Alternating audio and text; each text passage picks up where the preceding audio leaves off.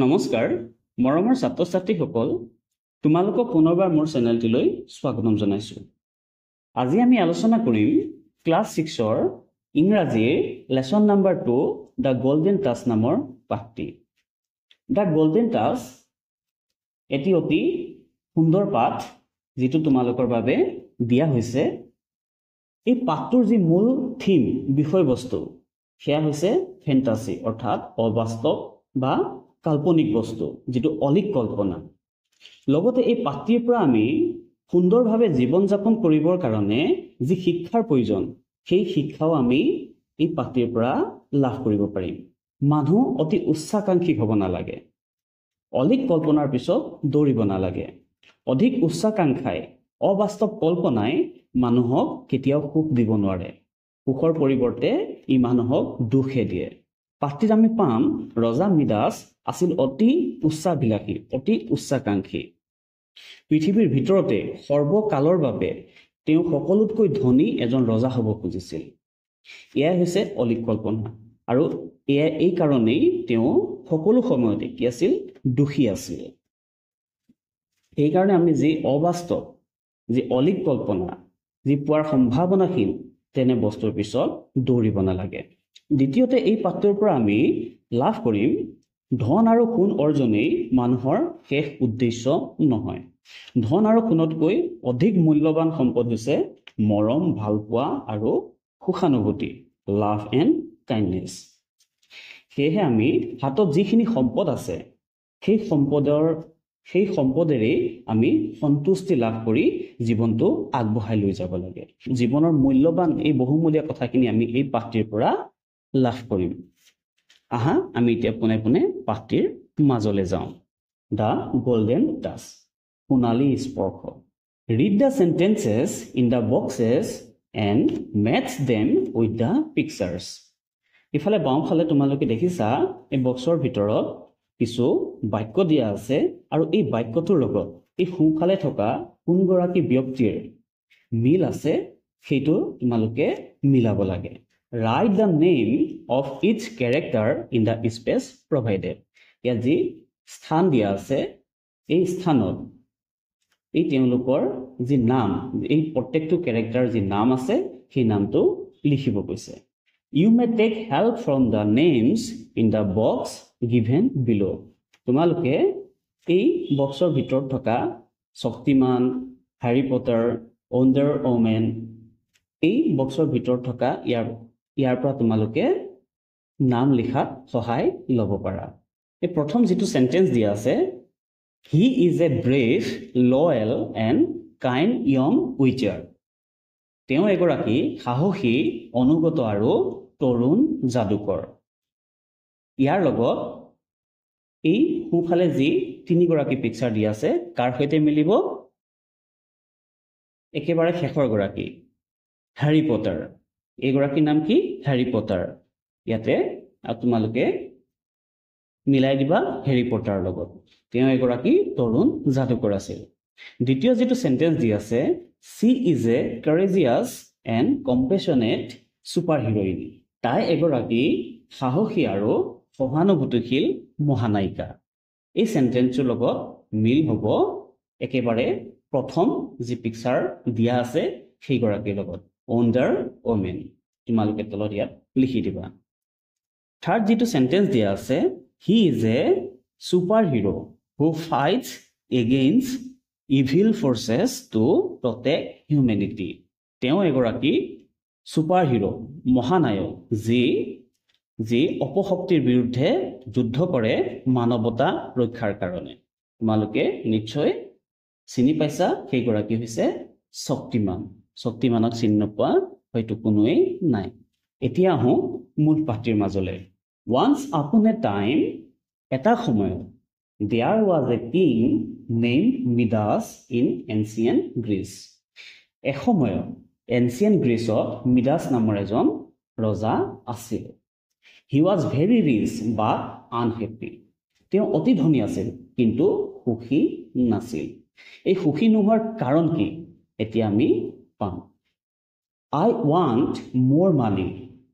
ৰজাই কিয় সুখী নহৈছিল, কাৰণ ৰজাক কি লাগিছিল, অধিক টকা লাগিছিল অধিক টকা বিচাৰিছিল ৰজাই I want more gold মোক আৰু অধিক সোণ লাগে I want to be the richest king of all time মই সৰ্বকালৰ বাবে এজন সবাতোকৈ ধনী ৰজা হ'ব খোজো এই যে অলিক কল্পনা ৰজাৰ এই অলিক কল্পনাৰ কাৰণে ৰজাই সকলো সময়তে কি হৈছিল আনহেপি আছিল অসুখী আছিল He always looked for ways to get money and gold আৰু ৰজাই যেহেতু তেওঁ সকলোতকৈ সৰ্বকালৰ বাবে ধনী হ'ব খুজিছিল সেই কাৰণে তেওঁ সকলো সময়তে কেনেধৰণে টকা আৰু সোণ অৰ্জন কৰিব পাৰি ধন আৰু সোণ অৰ্জন কৰিব পাৰি তাৰে ৰাস্তা বিচাৰি ফুৰিছিল One day এদিনাখন King Midas came across a divine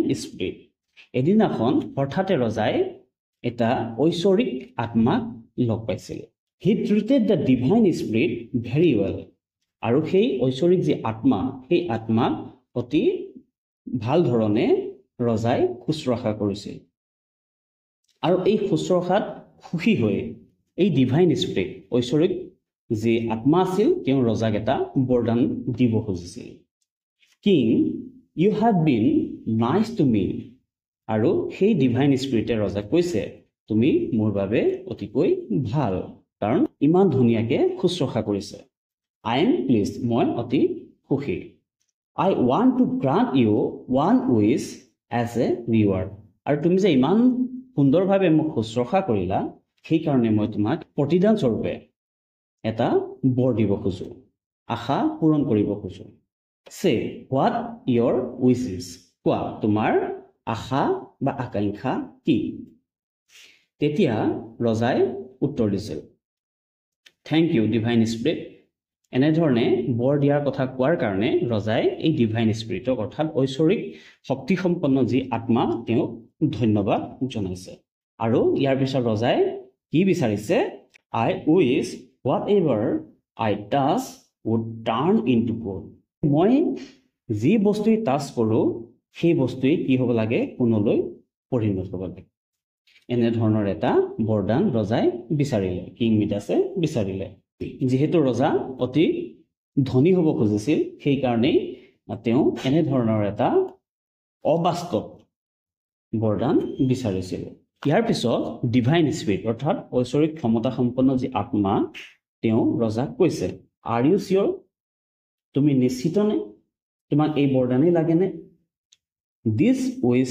May lead to trouble এই বৰদানে কিন্তু তোমাক অসুবিধাত পেলাব পাৰে এনেধৰণে ডিভাইন স্পিৰিটে ৰজাক কৈছিল ইয়াৰ পিছত ৰজাই কৈছে if my wish is fulfil যদি মোৰ এই আশা পূৰ্ণ হয় I will get a lot of gold মই বহুতো সোণ লাভ কৰিম I will be the richest king মই এজন সকলোতকৈ ধনী ৰজা হ'ম please grant me this wish অনুগ্ৰহ কৰি এই আশাটো মোৰ পূৰণ কৰক এনেধৰণে ৰজাই ডিভাইন স্পিৰিটক কৈছে ইয়াৰ পিছত ডিভাইন স্পিৰিটে কৈছে এজ ইউ উইচ তোমাৰ যি ইচ্ছা অৰ্থাৎ ডিভাইন স্পিৰিটে অৰ্থাৎ ঐশ্বৰিক ক্ষমতা সম্পন্ন যি আত্মা সেই আত্মাই ৰজাৰ ইচ্ছা পূৰণ কৰাৰ কথা কৈছে এজ দ্য কিং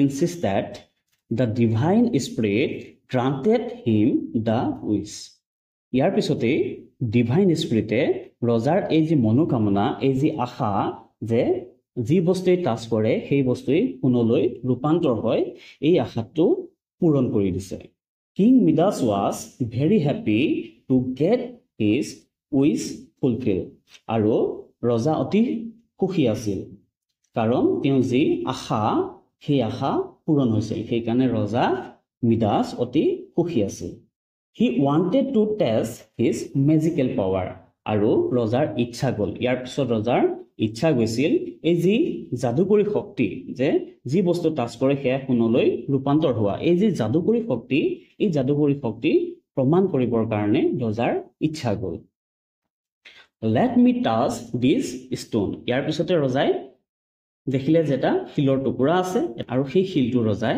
চুই দিলে As soon as King Midas touched the stone, it turned into gold. আৰু ৰজাই সেই শিলটো চোৱাৰ লগে লগে সেই শিলটো সোণলৈ পৰিৱৰ্তন হৈ গৈছিল। ৱাও, আনবিলিভেবল, ৱাও, অতি অবিশ্বাস্য। ৰজাই যেতিয়া দেখিলে যে শিলগুটি আছে, চোৱাৰ লগে লগে সোণ হৈ গৈছে, গতিকে ৰজা অতি আনন্দিত। ৱাও, অবিশ্বাস্য, unbelievable. The stone has turned into gold. এই শিলটো দেখোন সোণলৈ পৰিৱৰ্তন হৈ গ'ল। Let me touch other things too. ৰজাৰ আৰু যিসমূহ বস্তু আছে এই বস্তুসমূহ চোৱাৰ ইচ্ছা গ'ল। Whatever the king touched turned into gold. আৰু ৰজাই যি বস্তু চুইছে সেই বস্তুৱে কি হৈছে? সোণলৈ পৰিণত হৈছে। এতিয়া ৰজাৰ যি এই সুখানুভূতি অৰ্থাৎ দুখলৈ পৰিৱৰ্তন হ'ব। কেনেধৰণে পৰিৱৰ্তন হ'ব? Unfortunately, দুৰ্ভাগ্যবশতঃ the king could not even eat or drink. এতিয়া ৰজা যি সমস্যা সেই সমস্যা ধীৰে লাহে লাহে আহিছে। ৰজাই খাবও নোৱাৰা হ'ল আৰু খাব একো বস্তুৱেই ৰজাই খাব নোৱাৰা হ'ল। কাৰণ যি বস্তু চুৱে সেই বস্তুৱে কি হয়? সোণলৈ পৰিৱৰ্তন হৈ যায়। Everything he touched turned to gold immediately. ৰজাই যি বস্তুৱে চুৱে সেই বস্তুৱে অতি সোনকালে কি হয়? শীঘ্ৰেই সোণলৈ পৰিণত হৈ যায়। গতিকে ৰজাই একো খাবই নোৱাৰা হৈ থাকিলে। Oh no, what have I done? মই কি কৰিলো? এতিয়াহে ৰজাই পস্তাইছে। My food has turned into gold. মোৰ যি খাদ্য সেই খাদ্য দেখোন সোণলৈ পৰিণত হৈ গ'ল। I can't even eat. মই একোই খাব নোৱাৰো। কাৰণ যি বস্তু চুৱে সেই বস্তুৱে কি হয়? সোণলৈ পৰিৱৰ্তন হৈ যায়। The king went to the garden. ইয়াৰ পিছত ৰজাই বাগিচালৈ গৈছে। He saw his daughter coming towards him. আৰু ৰজাই দেখিছে যে তেওঁ যি ৰাজকুমাৰ, তেওঁ যি ছোৱালী ৰজাৰ ফালে আহি আছে। ৰজা যেতিয়া জীয়েক আহি আছে, ৰজাই কাম মাই চাইল্ড, ৰজাৰ লোৱাৰ ইচ্ছা হ'ল, গতিকে আহা বুলি কোলাত তুলি ল'লে। আৰু ৰাজকুমাৰীও ফাদাৰ, দেউতা বুলি ৰজাৰ কোলাত উঠিলে। They hugged each other. ইয়াৰ পিছত ৰজা আৰু যি ৰাজকুমাৰী আছিল তেওঁলোকে আলিংগন কৰিছে। As soon as Midas touched his daughter, she turned into a statue of gold. আৰু ৰজা মিদাসে যেতিয়া জীয়েকক স্পৰ্শ কৰিলে, স্পৰ্শ কৰাৰ লগে লগে জীয়েক অৰ্থাৎ ৰাজকুমাৰী এটা সোণৰ মূৰ্তিলৈ পৰিৱৰ্তন হৈ গ'ল। The king was shocked. ৰজা আচৰিত হৈ গ'ল। এতিয়াহে দুখ প্ৰকাশ কৰিছে। Alas, what I have done. মই কি কৰিলো? I lost my sight. মই মোৰ শিশুটি হেৰুৱাই দিলো। She is just a statue now. তাই এগৰাকী মাত্ৰ এতিয়া এটা মূৰ্তিহে। He saw that everything he touched turned into gold. আৰু ৰজাই দেখিছে যে তেওঁ যি বস্তুৱে চুৱে সেই বস্তুৱে কি হৈ যায়? সোণলৈ ৰূপান্তৰ হৈ যায়। The king's happiness turned into despair and he cried loudly. আৰু ৰজাৰ এই যে বৰদান লাভ কৰাৰ পিছতে যি বস্তু টাচ কৰে সেইটোৱে সোণলৈ ৰূপান্তৰ হৈ যায়, এই বৰদান লাভ কৰাৰ পিছত ৰজা কি আছিল? সুখী আছিল। এই সুখ হঠাতে কি হ'ল? দুখলৈ ৰূপান্তৰ হৈ গ'ল, হতাশালৈ ৰূপান্তৰ হৈ গ'ল। আৰু ৰজাই অতি উচ্চ স্বৰত কন্দন আৰম্ভ কৰিছিল। The divine spirit heard Midas crying. আৰু সেই যে ঐশ্বৰিক শক্তিসম্পন্ন যি আত্মা আছিল, সেই আত্মাই ৰজা মিদাসৰ এই কন্দন শুনা পাইছিল। He appeared before King Midas. আৰু ইয়াৰ পিছতে সেই ডিভাইন স্পিৰিট ৰজাৰ সন্মুখত উপস্থিত হ'ল। ইয়াৰ পিছত ডিভাইন স্পিৰিটে ৰজাক সুধিছে, king Midas, you look sad. ৰজা মিদাস, তোমাকতো দেখাত দুখী লাগিছে। What happen? কি হৈছে? ইয়াৰ পিছত ৰজাই কৈছে, I am in big trouble. মই অতি বিপদত পৰিছোঁ, এনেধৰণে ৰজাই কৈছে। ইয়াৰ পিছত ডিভাইন স্পিৰিটে কৈছে, do you want me to take the witch back? তুমি বিচৰা নেকি যে তোমাক মই যি বৰদান দিছিলোঁ সেই বৰদানটো মই ঘূৰাই লোৱা? এনেধৰণে ডিভাইন স্পিৰিটে ৰজাক কৈছে।